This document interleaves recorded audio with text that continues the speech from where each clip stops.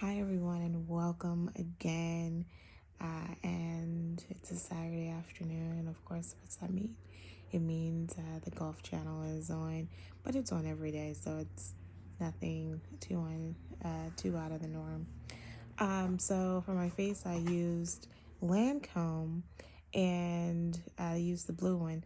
Blue one doesn't have a moisturizer line, and so I've put different moisturizers with it, and I've used Dr. Belmore, yeah, from Avon. And you can always go into avon.com, select me, Elizabeth Walker, as your representative, and order yourself some too.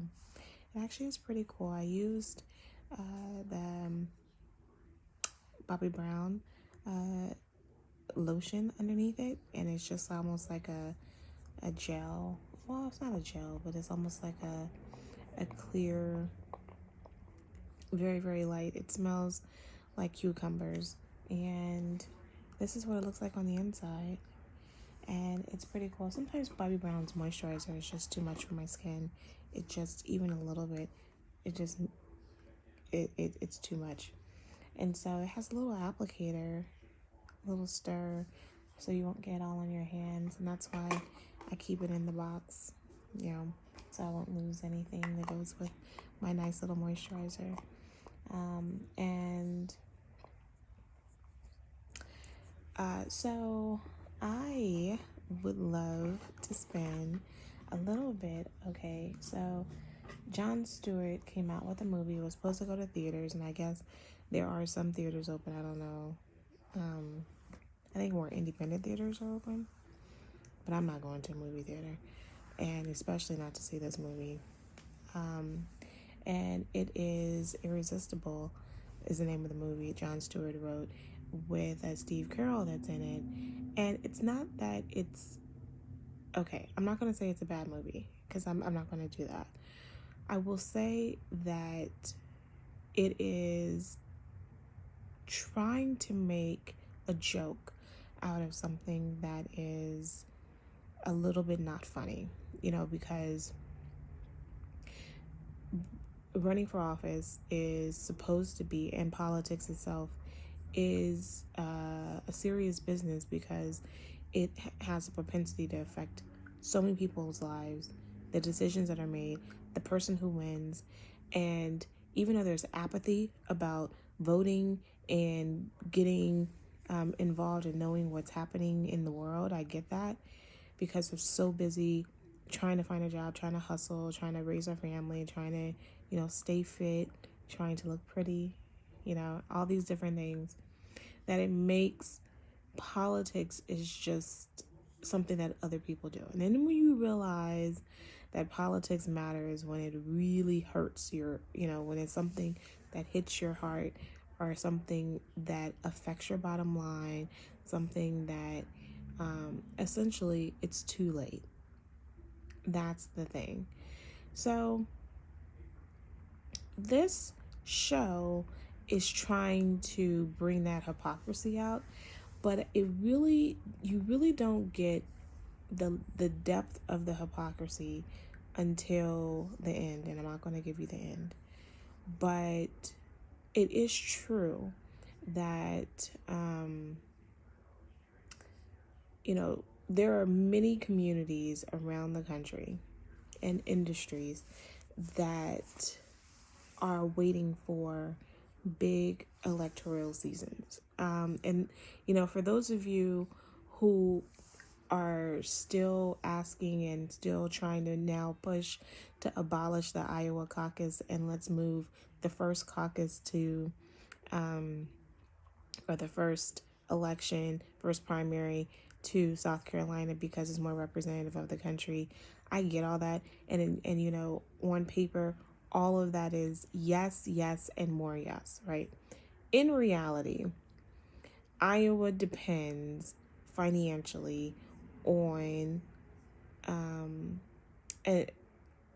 on every 4 years, people roll in and it boosts the economy. And this show is giving that level of hypocrisy to there is this thing called an election economy.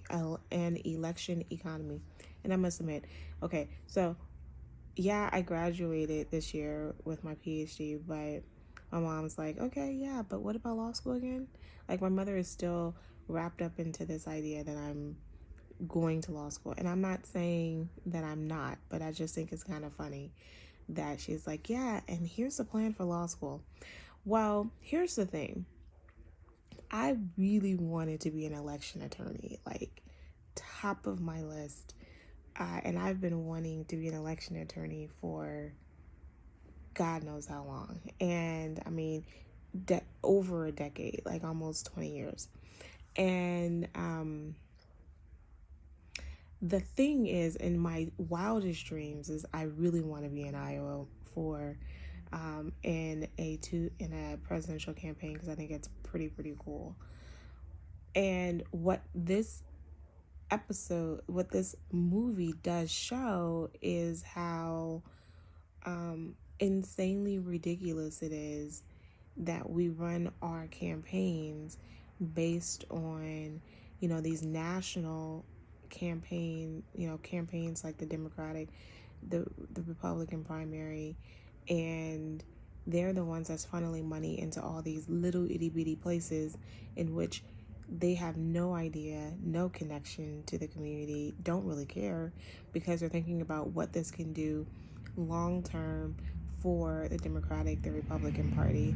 And so that's the only reason why they're willing to invest into these smaller fields. And unfortunately, the people who it's not that they get hurt, but the people that benefited from it, they really almost depend from election cycle to election cycle.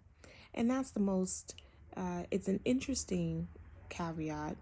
It's also a funny caveat. And I think that there is something to explore. And I'm not saying, and I honestly don't know if that needs to be changed, but I do know that it is kind of a weird space that Jon Stewart is actually making a remark about.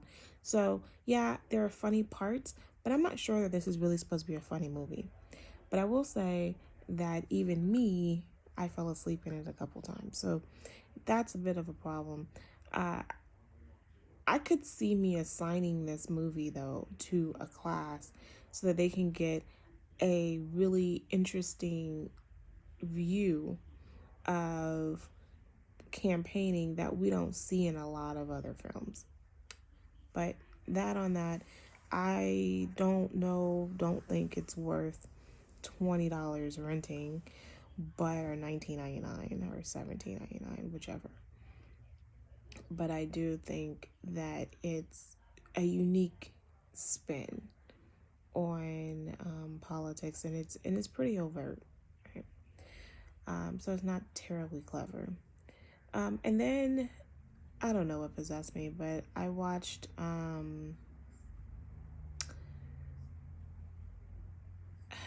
maybe I'll save that review for tomorrow. Maybe. No. Okay, fine. I watched, okay, so earlier this year, like I saw the ad for Broken, right? And I was like,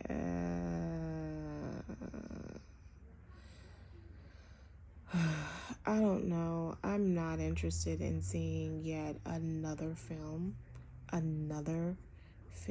about Black folks forgiving and being, like the great savior of open arms of white supremacists. Like, I just, spare me.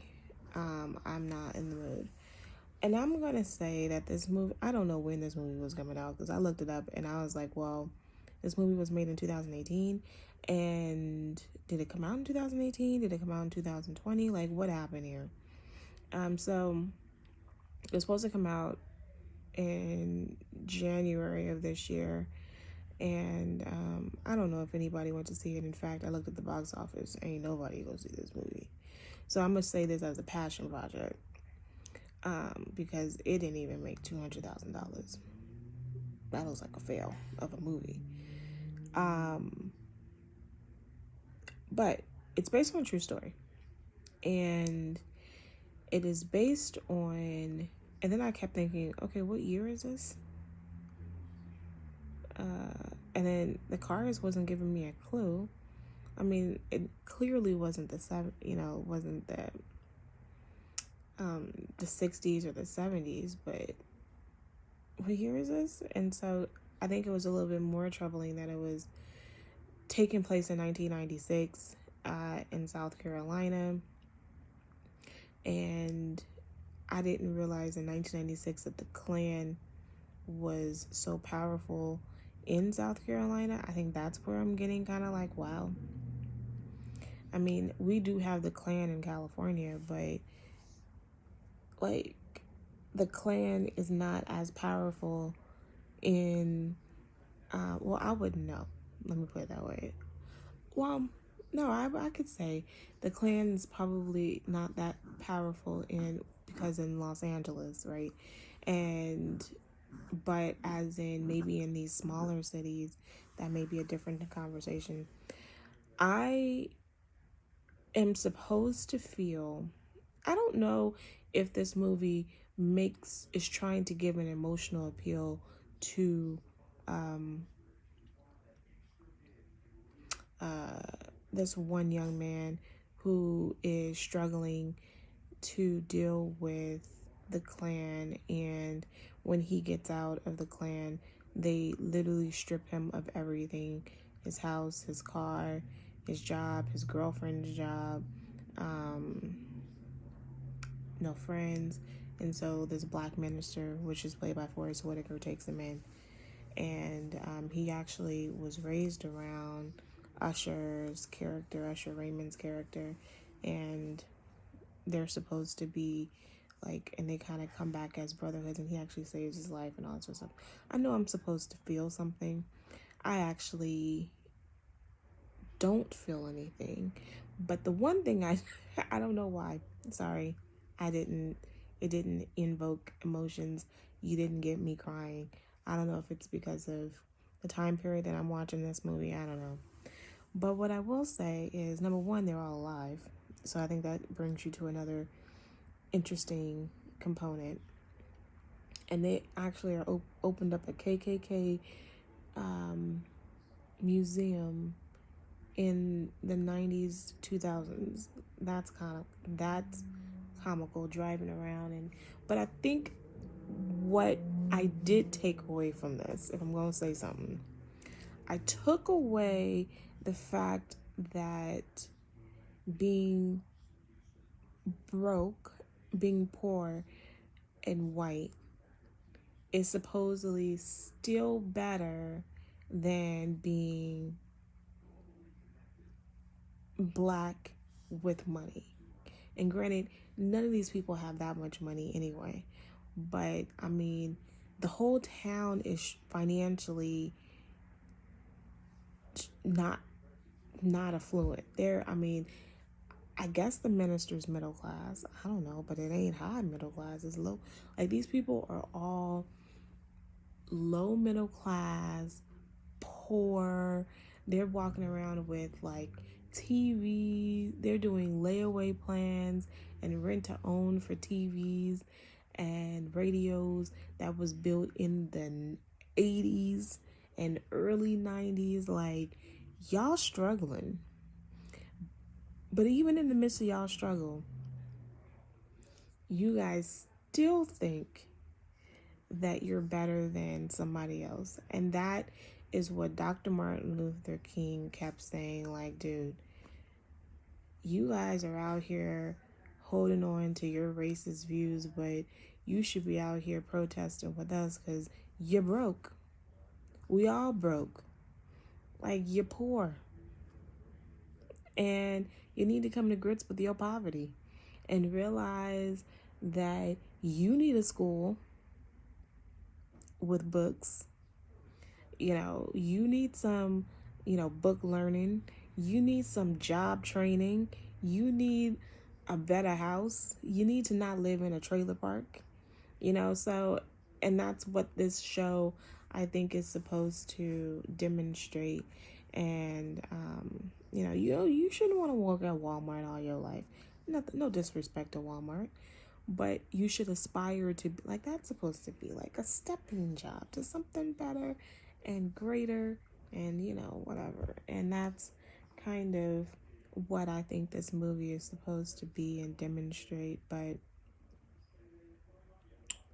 and how people get into the, like, I'm not sure if I care about how people are inundated with the Klan, but I can see, like, okay, yeah, it's difficult to be in the Klan, especially if every branch of government, including the police, which they do show, is attached to the Klan in some way. I mean, they have a stronghold, and to say just get up and move, I mean, that's a legit question.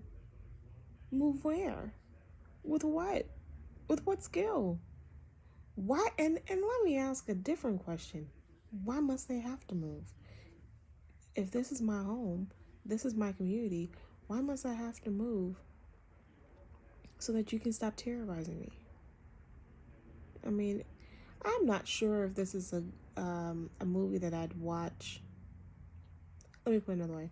I'm not watching it again. You can rent it for $5, and it's worth my $5, and I'm not even complaining on that.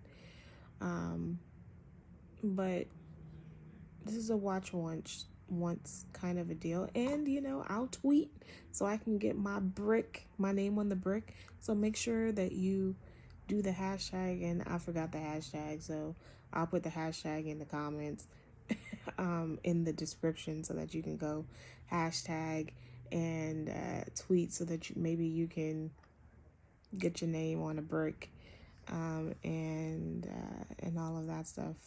So on that note, have a great afternoon, and I will see you tomorrow. And I think I will do there's a new Will movie. There's a new movie out on Netflix that I was people are talking about. So I'm gonna watch that and talk about that tomorrow. And I'm hoping to finish my James Dean book by tomorrow, so I can give you a nice little review on that as well. Okay, have a great afternoon. Talk to you soon. Bye bye.